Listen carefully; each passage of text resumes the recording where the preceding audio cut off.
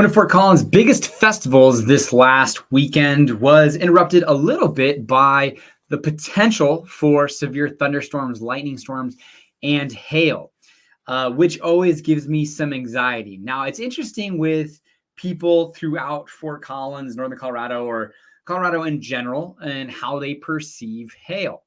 Myself, I freaking hate it. It means for me, we'd probably get some new roofs and all that good stuff, but big deductibles, insurance companies, rather than flat fees, are moving more towards percentage type deductibles. So it always gives me some anxiousness in our hail season, really.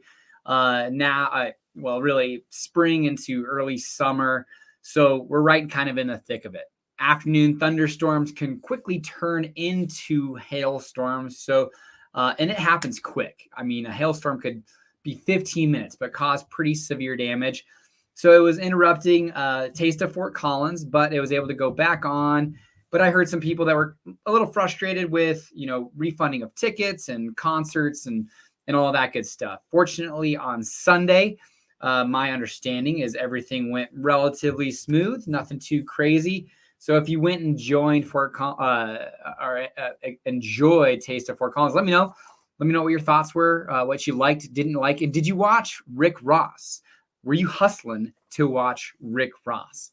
Now, this is live in Fort Collins. We come to you on a weekly basis, and I actually just put out a community post that you can vote on. We used to keep this within 15 minutes, really quick, heavy hitters, super fast information, and then off. But one thing that we found, kind of doing some due diligence and research, is the purpose of this live is for people to interact, engage, ask questions. So if you are asking, or if you are watching live, feel free to ask questions, inquire, make comments, and I'll try to interact, engage. But we found with our research is that's kind of the intention behind the lives. Sure, a lot of good information, hopefully, but that requires a little bit longer of a runtime, anywhere between really 30, 45, 60 minutes. And so we've broken it down a little bit, still with what has happened in Fort Collins, things that are happening, city council, developments under review. But we also now are kind of bringing in, a special guest each week. We've had Zach on, talked about when Poudre School District was talking about consolidation. We had Izzy on last week. And this week we're, I think, going to have Connor on at 12:30, but he is working at an inspection right now for a client. So we'll see if he has good enough service to come on. But we're going to talk about some, development, Mulberry I-25 annexation, and really kind of just some anecdotal, opinion-based conversation around development in Fort Collins. Because, the Mulberry and I-25 annexation, as well as an appeal of the Historic Preservation Committee's designation, or eligibility, I should say, status of a property on really one of the most, if not the most, prime corners in all of Fort Collins. So, some of these challenges, but we'll jump into it. Again, right now, actually, if you are, it is one of the high times for the Poudre River. So be very careful if you are out tubing, specifically tubing, for this week and really next. And then it's going to start to die down. The Poudre River, it's high levels, end of May, early June. But right now, you can actually see how brown some of the water is in the Poudre River, because it's so high that it's kind of taking off some of the slough and mud on the edges and bringing it downstream. But the Poudre River is raging right now. It's beautiful. But if you're out there playing, having fun, be safe. This is one of the high times of the year. Getting into late June, early July, it starts to calm down. Tubing starts to get a little bit more safe. So yes, and there's deaths that happen every year on the Poudre, which is very sad. I believe there was one this year. People just, and I myself, just don't take into consideration how dangerous a river can be.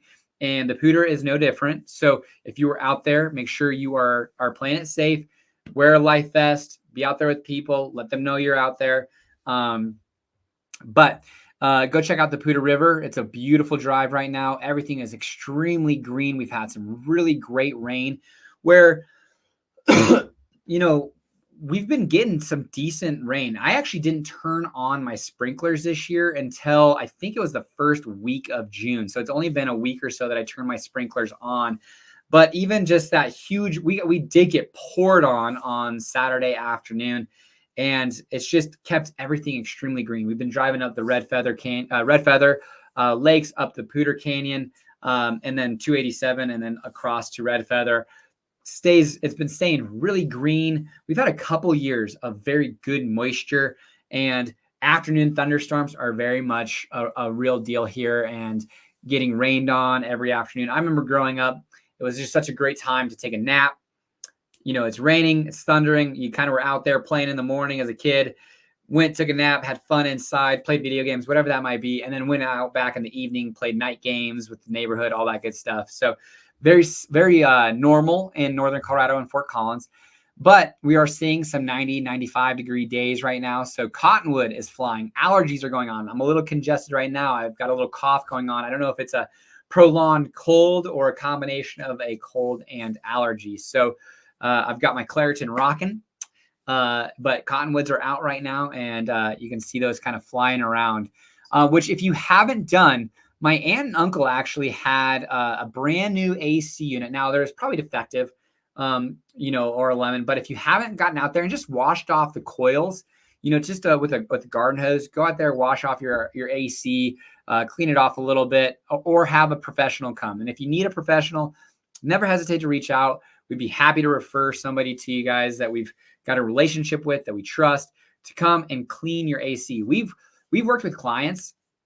We've just bought a property that we asked them when's the last time they cleaned their HVAC, and they said we haven't. And maybe they've changed out their filters, but they haven't had an HVAC technician in 27 years. Look at that mechanical, and that's commonplace. People just don't know what they don't know.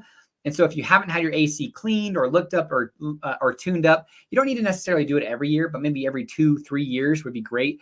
And if you need somebody, give us a call. Or if you need to know if they aren't a company you should call, you could also ask us, leave us a question there.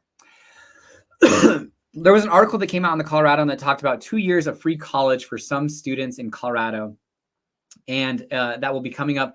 And the answer is yes. If your family income is under $90,000, you do have to file your taxes as a student. You have to keep a GPA of above 2.5, and you could get basically 2 years of free community college, up to 65 credits free in Colorado, which I think is awesome. If my kids are going to go to school, specifically CSU, and there's no scholarship. Now you do have to apply for state and federal funding. You have to apply. You don't necessarily have to get it, but you have to apply. And which I think is great. Show some steps of effort towards, helping offset some of the dollars that are already there. But if somebody's willing to keep a 2.5 GPA or above and go to a community college, get those kind of prerequisite classes, those kind of core curriculum classes for universities done and over with, I think is awesome. Because state colleges, universities are not cheap. And I remember taking introduction to visual arts and a couple music classes. And I just knew, and I paid for a good portion of my university, that I was paying for something that I really didn't feel like I was going to use. But that being said, my degree is in accounting. I work in real estate, and I love architecture. And I just reached out to a friend about where could I learn some, basic architectural language, design elements, just to kind of add. And I think there's opportunities to do that. But an 18-year-old, I'm just looking at getting done with classes, moving on through. Easy, maybe it would be a word for some of those. So I think having a couple of years at a community college that is more affordable, that is helped paid for by the state, is awesome. Decrease that debt load, hopefully help the individual mature a little bit, understand what they want to major in, have a lot of those classes, credits transfer to whatever university they want to go to. and help lessen and decrease that burden on students who might not know what they want to get into, but know they want to go to a state school or university right off the bat and change degrees a couple of different times. So I definitely don't think it's a bad thing. And if anything, it helps people mature a little bit before they go make humongous financial decisions that are strapped to their, future financial well-being. There's been some crazy elk incidences in Estes. I'm sure it's probably national news, honestly. I don't know for sure, but there's been 3 incidences where an elk attack, mostly cows that are protecting their babies, a 4-year-old boy, I believe there was like an 8-year-old girl, and then one other as well. And they've all been within the last 10 to 15 days. And they're all up in Estes. And I don't think people were putting themselves in unnecessary danger by any means. But if you've been up to Estes Park and you've been there around kind of the bugling season, which is fall, you could see elk walking around, roaming around town. So Estes Park, Rocky Mountain National Park, and human and nature combine and hit head on. So it's actually shocking that there's not more of these stories. But it is crazy that 3 of them back to back to back. So if you're heading up to Estes, if you got kiddos specifically, and sometimes like one of the incidences was there was a cow elk with 2 babies that were nearby hiding, and the parents didn't know that was going on. And so it was just a protective, natural instinct that happened. And I'm sure it would be absolutely terrifying. But if you're up there, just have your wits about you, review the surroundings, and even then, just be extra cautious. We don't need a 4th story. And Estes Park is an absolutely wonderful place to go visit. Rocky Mountain National Park, right there. So just kind of have your wits about you, know your surroundings, and know that these are wild animals. Larimer County awards $1 million for Heartside Hill, which is just to the south of my house. Trilby and LeMay. My grandpa lives in Brittany Knolls. This has been an empty, field, not a big field, and which is crazy to think. They're going to have the projection is 72 apartments, 9 single family houses, and 2 homes. So 11 single family houses. It looks like a clubhouse, an early childhood education center, which is just wild to think about this, because it's not that big of a property for nearly 100 units essentially on this piece of land. But density, affordable housing, the land was donated by the church there. And they're going to have $1 million donated to them from Larimer County for affordable housing. And there's going to be 9, I believe, for sale single family houses that are now being gifted basically from Larimer County. So super awesome. It's looking great. The development is definitely taking shape. A lot of curb, gutter, streets already in play there. And we're going to start to see it go vertical here very soon. And again, that's on the southeast side of town. So, definitely the development is going all over northern Colorado. But Colorado tour companies earned 2 spots in USA's top 10 kind of choice awards for 2 different places. There is a let's see here, Grand Adventure Balloon Tours, which is in Fraser, I believe, but it's only 2 hours away from Fort Collins, earned the top spot for balloon rides. And Mild to Wild rafting and Jeep tours. Now, this is 7 hours away in Durango, but one of the top spots for rafting trips. So, there's 4 national parks and plenty of state parks and dozens of state parks throughout Colorado. We're fortunate that, Rocky Mountain National Park is out our back door near Loveland. But wonderful, most 14ers, highest elevations, in the nation. So right out our back door. And it's just like, I think I find myself like, all right, it's 2 hours away. And we just, like I said, we bought that cabin up in Red Feather, and it's like, this is seriously out our back door. I've grown up here, born and raised here, but maybe I don't leverage it nearly as much. And we're going to take a trip down to Telluride at the end of July. I've never been to Telluride. And, my wife, she's like, let's go explore all of these different parks. Just, on weekend trips and getaways. And it's just something that I think we should be more open to. And like I said, a top hot air balloon for views. You can see the Continental Divide, and it's just, again, 2 hours away from Fort Collins, which is nothing. You could do that in a day.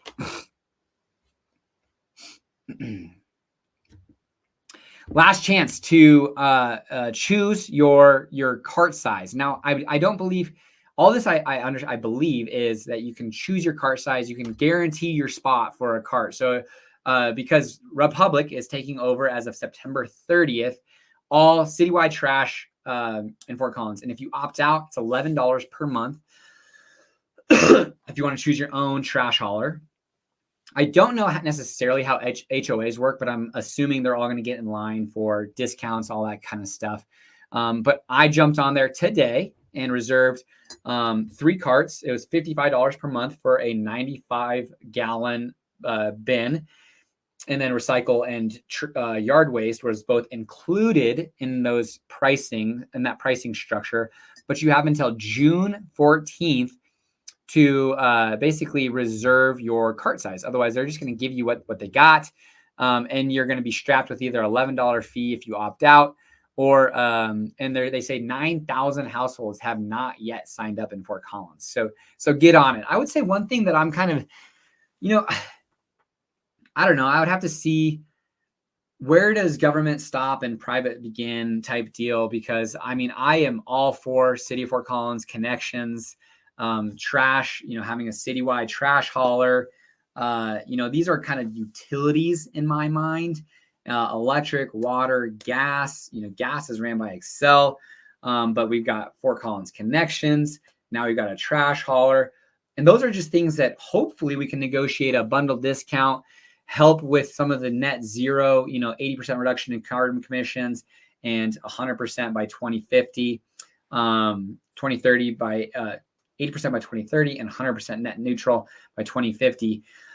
But it also helps hopefully traffic, carbon emissions, and also the flow control is what they talk about with traffic towards the new Larimer County landfill, which is going to be out north in Wellington.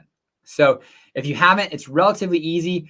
All I did was Google Fort Collins Republic Trash and Recycling Fort Collins, and there's a link there that you can click on. Super easy. The form takes about 2 minutes tops, maybe a minute. I'm just being conservative on my estimations, but 2 minutes tops to get that done and submitted. And they will get you your bins delivered by or before September 30th. I just had a client close on Oak Street. And you're welcome. You're now going to have street projects off of Oak Street for the next 2 years. A $40 million project, one of the largest in Fort Collins. Now they're going to do them in sections. I believe it's going to be Mason to Meldrum, for this year, Meldrum to Shields for 2025, and then finish up Shields to, I think it's Jackson. I'd have to confirm on that, but yes, and then final Jackson Avenue in 2026. But help with some flooding that is in the area, specifically, it's going to help offset the 100-year flood, so that it's not going to be perfect, but it's going to absolutely do better than what it has been. There are times where downtown floods and their stormwater system is just not up to snuff. And this $40 million project, which will be a headache and a half, will hopefully help mitigate a lot of that. And just had some clients close on Oak Street. And now, granted, luckily, their project's kind of their second phase. So in 2025, they're going to have to deal with some headaches. But a lot of alleyways, they're going to have, obviously, street traffic and parking and all that good stuff that's kind of helped to mitigate traffic and things of that nature. All right, jumping into City Council. And we got Connor, I believe, going to jump on, unless he's texted me. But I believe he's going to jump on at 12:30. And so excited about having him on. But there was a few things that City Council went over this week. So 8 and 9, they were originally they had passed on first reading the annexation of 50 acres essentially on the northeast corner of Mulberry and I-25. And we're going to start to see annexations of parts of Mulberry and moving into the city more and more. And they Kelly Olson pulled consent items number 8 and 9 and wanted to have a discussion about those, which ultimately both did get passed. So they will be annexed. But what the concern was in 2017, there was a metro district created. And the metro district, City of Fort Collins, they have very strict standards for their metro district. In fact, Strauss Lakes, I believe, either has been fully passed or is on second reading or it will be passed for their metro district in Fort Collins. And it's a high bar for metro districts, because if you just a little bit of Googling, some of the horror stories of metro districts can be concerning. And that's why if we're working with clients, we do a lot of research, figure out, what if the cap is there, kind of special assessments, their budget. So we definitely do a lot of research. But some of these older metro districts, specifically this one in 2017, that's going to be annexed into Fort Collins. Kelly's like, wait, let's just make sure that whether it's this one or in the future, metro districts that are in the county, Larimer County, are at least a little bit better as far as qualifying to be a metro district than what they are. And so there would be an intergovernmental agreement. And that obviously has to have two parties come to the table, Fort Collins and Larimer County, two separate entities that have to agree upon this and have set some standards so that, hey, if you want us to take this maybe burden, like I-25 in Mulberry, for example, they didn't annex the entire thing at the very beginning, and they're doing kind of tipping point annexations because they said they would increase the calls from the sheriff department to the City of Fort Collins police like overnight by like 50%. I can't remember the exact number, but it was substantial. And that's a big burden on City of Fort Collins resources. And so, and it would be an offloading for Larimer County. So there's some benefits to City of Fort Collins of annexing these areas in, and benefits to Larimer County and all of these things with city sales tax dollars and reduction of, but increased expenses, utilities.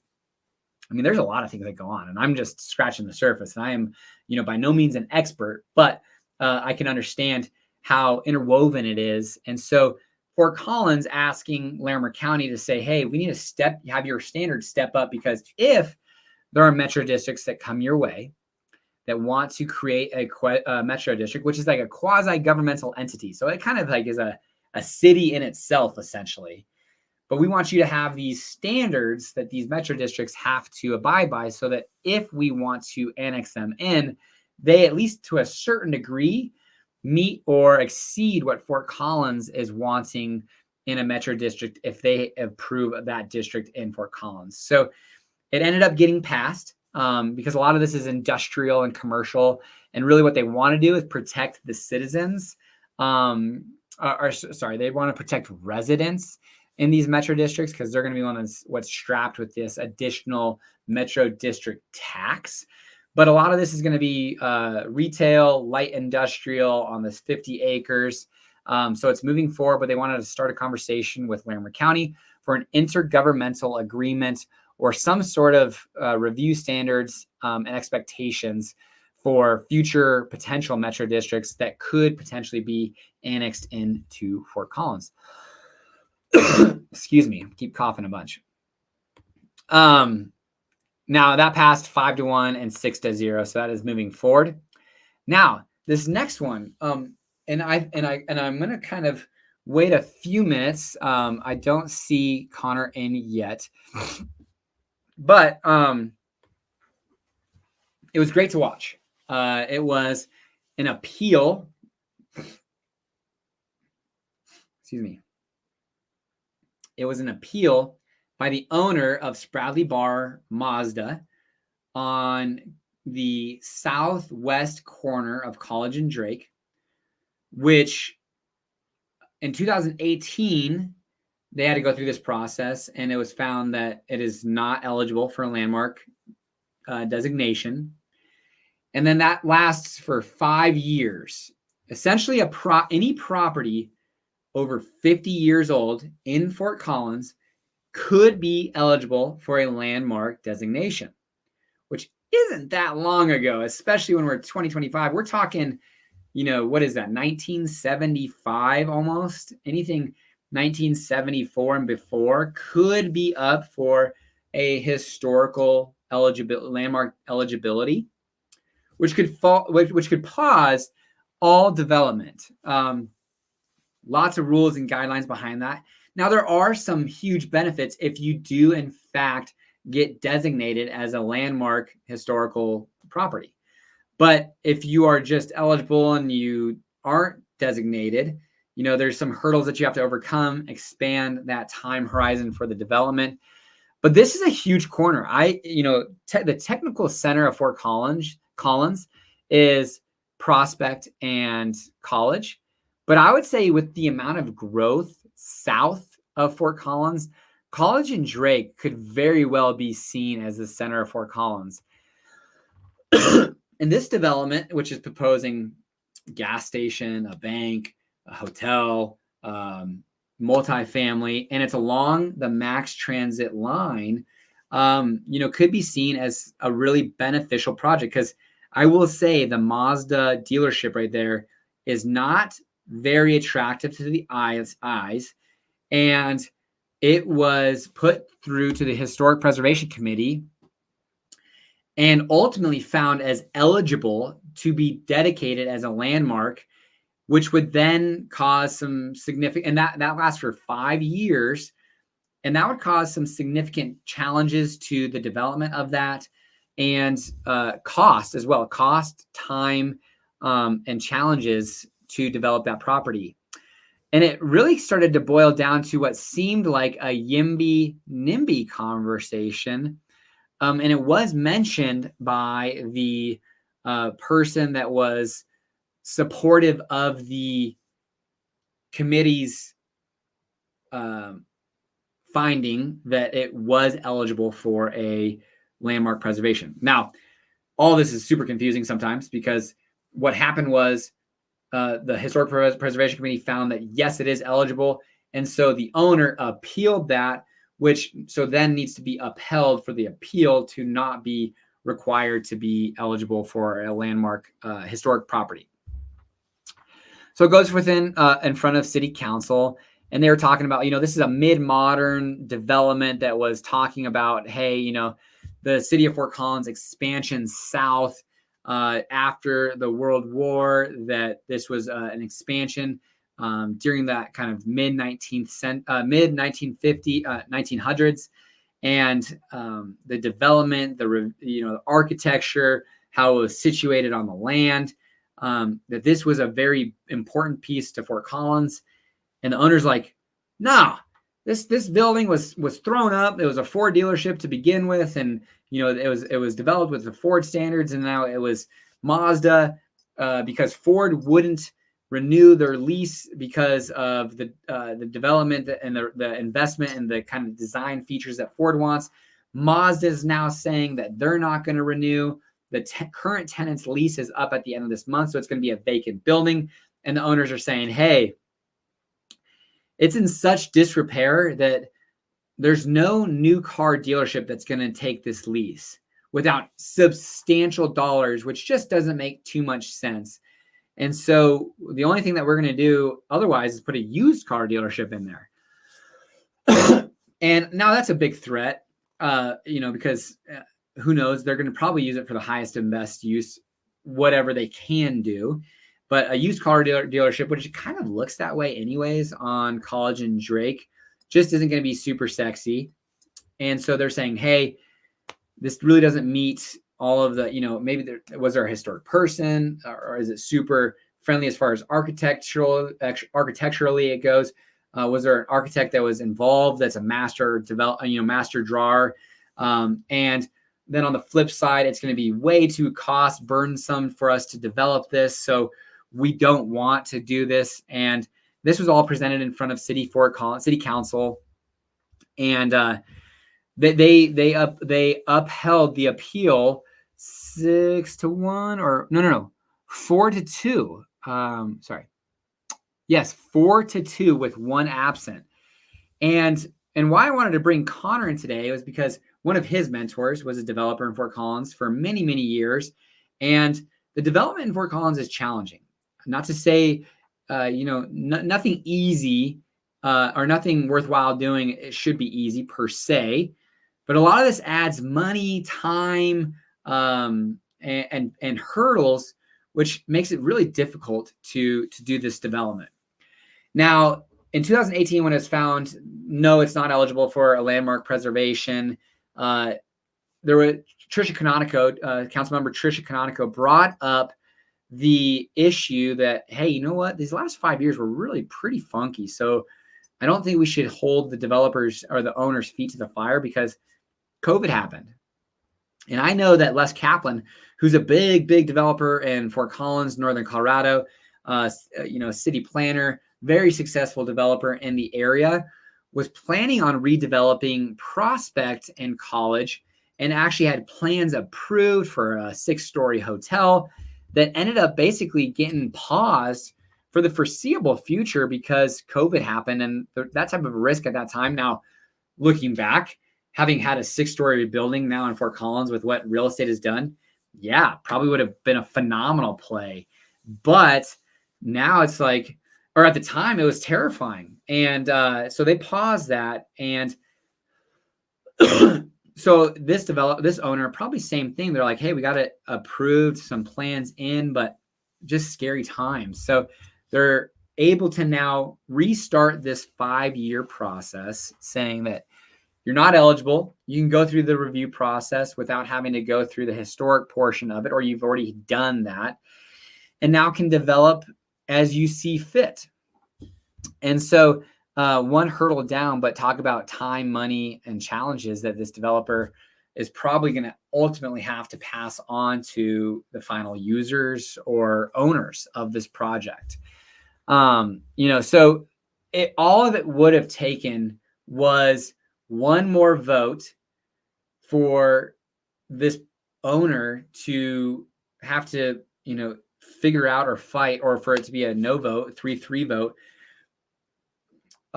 of saying, hey, this property is eligible for a landmark, historic landmark, and good luck. You're on pause essentially, or at least you're gonna have to go through a ton more hoops over the next 5 years if you want to develop this. And maybe that just doesn't make sense financially. So I was very curious because this corner is vital, I think, to some of the strategic plans of Fort Collins of development in dense areas, utilizing public transportation, and kind of transforming what could be seen as a blight, as far as an eyesight for Fort Collins, as College and Drake. I mean, that brand new King Soopers is going to be there. You've got the Fort Collins Mall that's being redeveloped, potentially high rise where the old King Soopers on College Avenue is. And now you could see a development on this area. So Midtown Fort Collins is going to see this huge revamp and beautification of the area potentially if these owners decide to pursue development. Connor's probably having issues with connections. He's up 287 and so probably not the best as far as connections go. So we'll jump into a couple of other things that are some things to do. Actually, first we'll talk about some developments. There's a conceptual review off of Innovation Drive for an 8-14 indoor court pickleball court. Now, if you've been paying attention to this channel for long, right now there is a feasibility study, a $40,000 feasibility study about an outdoor pickleball court facility in Fort Collins, which looks like it could be going into Fossil Creek Park, which is the park that we abut to, or very close to, I should say. And that would be pretty exciting. I've only played pickleball once, but if it was that close, maybe I do that. I can tell you the Pickler, which is an indoor pickleball facility in Loveland, is extremely popular.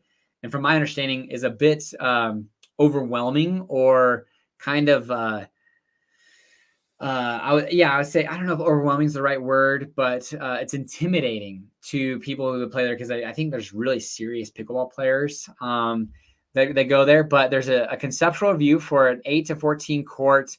Oh, we got Connor to the stage. So I'm going to add Connor, but he can jump in here in a little bit. Connor, just 1 second. I got to add my headphones to talk to you. Oh, yeah, no worries. But Connor's going to jump in here a second. But yeah, so there's a conceptual review for 8 to 14 indoor courts, which is right by Cruz Elementary, Golden Meadows Park, on the southeast side, kind of near Harmony and Timberline. Let's see here. A couple other things. We'll talk about some things that you can do, and then we'll jump into Connor, because Connor's got some good insights, just based off of his mentor, and also his background as well. So I'm curious to talk to Connor about his thoughts on some development. Loveland Concert Band Summer Concerts in the Park, a Highland Festival, June 11th, 7 to 8:30, Hammond Amphitheater, North Lake Park Road in Loveland. Let's see here. Free admission to fathers on Father's Day to the Global Village Museum of Arts and Cultures at 200 West Mountain Avenue, 11 a.m. to 5 p.m. on June 15th. Juneteenth for Fort Collins is its 3rd annual celebration at the Foothills Parkway, which I believe is the Foothills Mall. June 14th at 5 p.m. and June 16th at 3:30 p.m. Food trucks, some activities there. So you can go celebrate Juneteenth there. And that's kind of it as far as things to do. And conceptual reviews, we've talked about that. A marijuana manufacturing plant at Midpoint Drive in Fort Collins, a conceptual review. That would be interesting to follow along as far as neighborhood meetings. But without any further delay, let's bring Connor in. I know he's he actually has pretty decent service for being up 287 right now. But Connor, I wanted to talk to you about, City Council talked about Mulberry and I-25 annexation. And one of the things that Jenny Arndt said was like, hey, Fort Collins is already seen as kind of like a challenge to develop in. And some developers won't touch Fort Collins. And then additionally, there was the historic review appeal that got upheld. The appeal got upheld, saying that basically College and Drake on the southwest side, that Mazda dealership is not eligible for a historic landmark, which could help on the development side of things. But, developing in Fort Collins, it is no easy task, and it is somewhat daunting. Would you, knowing what you know with Jim and the development process, take the risk of being a developer in Fort Collins? Yeah, that's a really good question. Hopefully you can hear me pretty well on that side. But yeah, no, it's a challenge up here. I've got to watch a project that unfortunately didn't make it over the last 5 years that's been in the process and was supposed to be a really big deal to northern Fort Collins and was supposed to bring a whole new group of people over to that side, bring more infrastructure over to that side. And yeah, Fort Collins is just one of the most challenging places that I've at least seen in terms of trying to get something done in terms of development.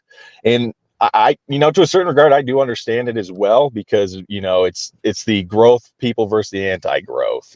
Fort Collins, I think, has become more of the anti-growth because we've seen what bigger cities have done. We know what that kind of includes. And so I think our city council, to a certain regard, is being smart about saying, hey, we want to keep this small. We want to keep it nice. If you've ever been in Colorado long enough and you talk to enough people who've lived around here for quite some time, a lot of people will tell you Fort Collins is about 10 to 15 years behind Boulder, Colorado, and we try to mimic them pretty well. If you think that building in Fort Collins is tough, try and go build up in Boulder, Colorado. I'll tell you, it's even 10 times harder because, yeah, they're very particular about, what type of property they're looking for. They're very particular about the zoning.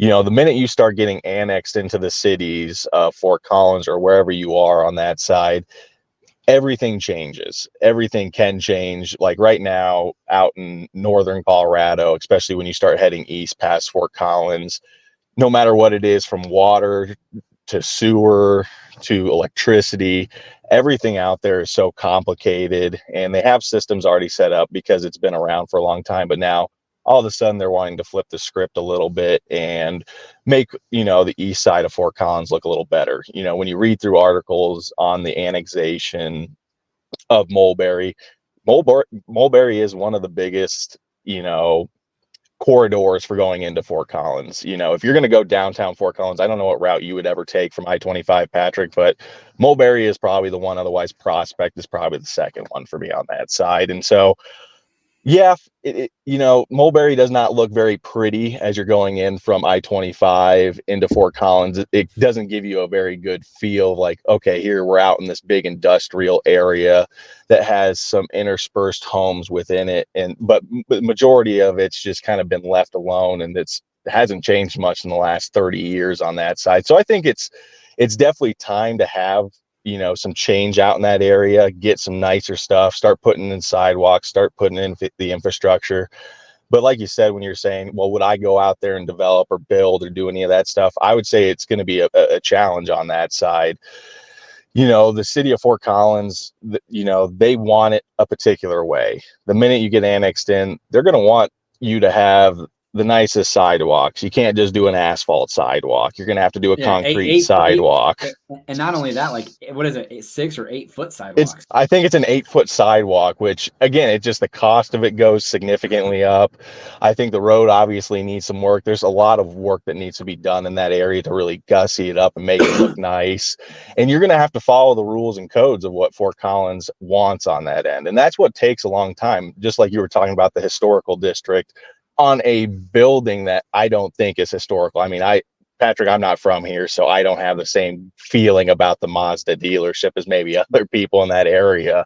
But I sit there and say, yeah, it's time for a revamp on that side. It shouldn't even go through a historical deal. We had one up on an 18-acre property up in North Fort Collins with my good mentor on that side. They ended up deeming the house a historical property. And so the developers were going to have to use that and do a little fix up and updating on it. But they had to keep the building there because of someone in Fort Collins on an 18-acre property that no one would ever go out and see or, get to go and experience. They tell them they got to keep this building on the property, which totally throws off the planning. Then you got to start building around it. Yeah. And so all these little pieces and details and information, if you got the time, the money, the energy, and you're willing to take a gamble that could last 5 to 7 years to build, yeah, it could be worth it. But I guarantee you there's other spots, even just outside of Fort Collins, Loveland, Berthoud, some of those areas that just are a little less stressed about certain aspects that Fort Collins is. And I understand why Fort Collins is so particular about what they want, because they have an awesome city. I mean, that place is drop dead gorgeous every time you go into it, and you got to pay money to do that. And so for me, I understand it, but yeah, if it was me, it would be just such a challenge to want to go in there and build something, just knowing the experience of people who've been in here for 50 years and have built neighborhoods here. My mentor, Jim, he's been a builder developer here in Fort Collins for 40 years. He hasn't done it in the last probably 15, 20 years because it's gotten so difficult. He used to build a lot of the stuff off of Overland Trail, a lot of the duplexes, multiplexes that are over there. And back then, super simple. The process might only take a year or two or a year on that side to get everything developed, to get all the paperwork, to go through the environmental processes, to go through the soil reports, get everything set up so that it is a secure spot. But now there's just so many more steps that you have to go through. There's so many more hoop jumping to go through. The fact that you have to go in there and get approval from a neighborhood that bought behind a vacant piece of land, and having those neighbors saying, hey, I don't want you to build on that land, even though they knew that was a vacant piece of land that was meant for high density apartments. I just sit there and say that's pushing it a little too far for me, to where there's too many people involved. If it was just between the city and the developer, and maybe having 1 or 2 council meetings where people can at least hear what's going on, that would make more sense. But for me at this point, it's just Fort Collins is wanting to keep things tight, keep things really nice. And there's going to be only a select type of builders that I think can personally get in here who have big pockets, like a DR Horton. a select type. Well, yep. and not only that, select type, and then, the cost, the ultimate cost or to purchase that, is going to be pushed on. And so, to your point, as far as like Berthoud and Loveland and Timnath, they're open. They got their open arms saying, hey, builders, come here. We will make it easy for you. We will give you incentives. We will give you, tax incremental funding. We will make the process simple and easy. Timnath right now is basically 1 year from like a conceptual review to putting a shovel in the dirt.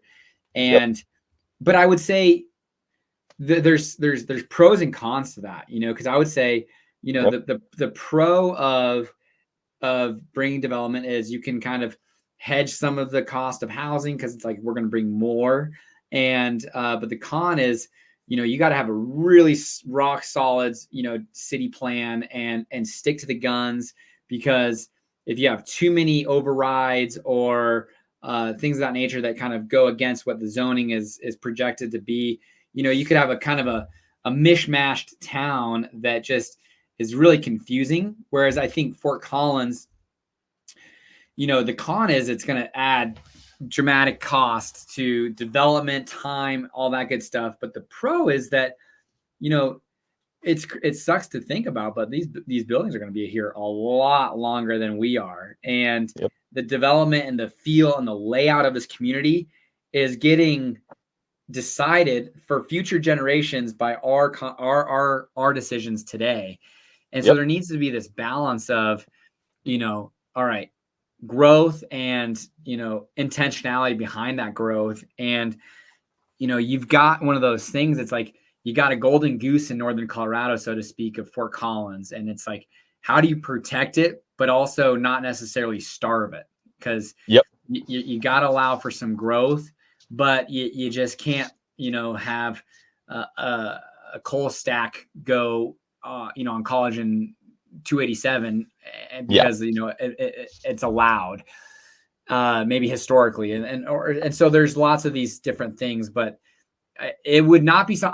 The one thing I've always told myself, and maybe like I think I've talked about on previous episodes, or even, with you and the team, is maybe one day I'll do, a small development of like, some onesie twosies or a few single family lots just for fun more than anything, not necessarily like as like a business plan per se. But man, the last thing that I would do is touch a development, because could you imagine now, granted, well, let's just say, let's use a better example, because 2020 to 2022 it happened to go on booster rockets for the real estate market. So it would have been in your favor to go through that development, but it was very challenging.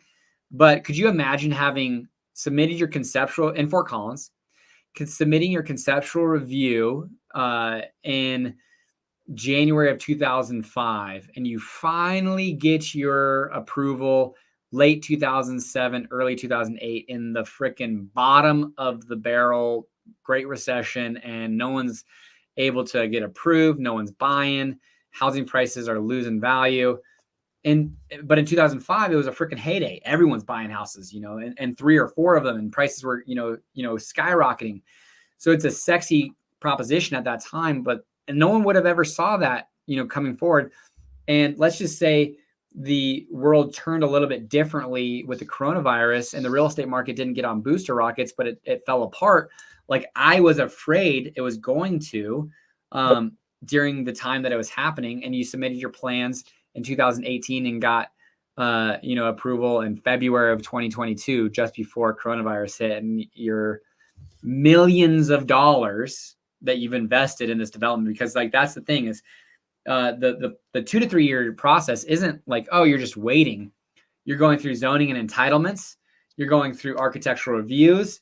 You're going through all of the departments in Fort Collins, emergency, fire, street, sewer, parks and rec, air quality. I mean, all of these challenges that you have to go through, and all of that just equals dollars and dollars and dollars. And so by the time you put a shovel in dirt, you're already hundreds of thousands, if not millions of dollars into that project, which I think very well on the project that you were discussing, that is now all that money is just kind of burnt. And now, fortunately, you can take some of those plans and give it to a future developer, and you've kind of, the owner of that property has taken some, gotten through a lot of hurdles that can be used. but that potential developer is out. I mean, do you know how much they're out as far as dollars? Yeah, I don't know the exact figure on that side, but over 5 years, I know they're over $500,000 or even more at this point. By the time they ended up terminating the contract, going through all the peer reviews from everybody on that side. Yeah, no, they literally, like you were just saying, they missed it by a couple years. So this project should have been done, say, pretty much in 2019, because they started this back in 2015, I believe, is when they first started getting this property going on that side. And they were supposed to finish up by 2019. Some things happened on that side. And that was the issue, is now all of a sudden, just because of a 2-year difference or a year difference, now this developer looks at it with interest rates, with the cost of building, everything on that side, plus the $500,000 they've already spent to get this property even up and running before they even buy the property. That's not even purchasing the property for whatever couple $1,000,000 it's worth. They've already lost $500,000 on finding out, oh, well, shoot, this took too long, and now we're out $500,000 and we can't even make this project work any longer. And my mentor has always told me, if you want to gamble, it's better to go to Vegas than to go develop a piece of property here in the United States or even in northern Colorado, is pretty much what he's told me. And he's done a lot of them out here. And he said it used to be a profitable deal. His dad used to be in development too as well. And they both have gone and they both have done the process. They've gone through the loops, and they both continually have always said, yeah, this isn't worth the time unless you just got big pockets and you got a lot of time to burn. Now, question for you. Yeah. A conversation is at that point. Okay. So you talk about gamble, income is a direct correlation from my perspective of value provided, but also a risk and return. The higher risk, the bigger the return needs to be.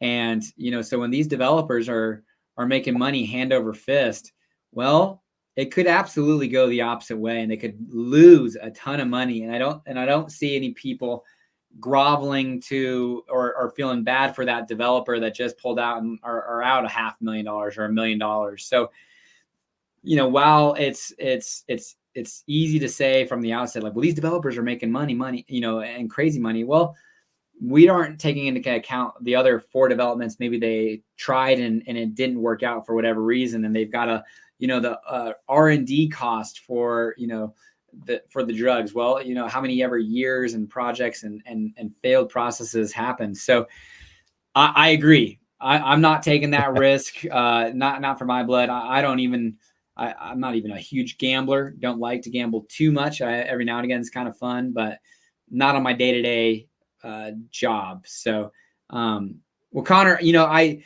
appreciate you jumping on. How'd your inspection go, by the way? Yeah, everything went good on that side. There was just some small little issues here and there that they had to do. Yeah, these guys are they're barn builders on that side. So there was a few things they had to get kind of finished up and tidied up on the barn that they had. I think it's about a 15,000 square foot barn that they got on that side. So there's some electrical things they need to finish up. But other than that, the house is in pretty good shape. The everything else is looking in good shape as well on that side. The house was built in 2012. So some of the structural, electronical things are starting to kind of go getting old, but it's pretty good on that side. Well, we lost you for a couple seconds. It might be my internet, but it's perfect timing, because we're kind of at the end of our episode today. So I appreciate you jumping on and providing us, some phenomenal insight on the development process, Fort Collins, risk returns. But, I think what really is awesome about Fort Collins is they're very particular about what comes into Fort Collins, how does it look, and the integrity of the town now moving forward into the next 100, 200 years. So, it might be challenging and cost a lot of money, but it's going to be a beautiful product at the end, and I feel it's going to be well protected. So appreciate you jumping on, buddy. And who knows, maybe you'll release a video on Northern Colorado living more sooner than later. Yeah, I got that in the plans for 3 weeks down the road or so. Oh yeah. Okay, the perpetual 3-weeker. Exactly, it always gets pushed back. Awesome. Well, thanks for jumping on, and everybody who's watching, I appreciate you guys. And until next time, have a great day. All right, man. Thanks. See ya. See ya.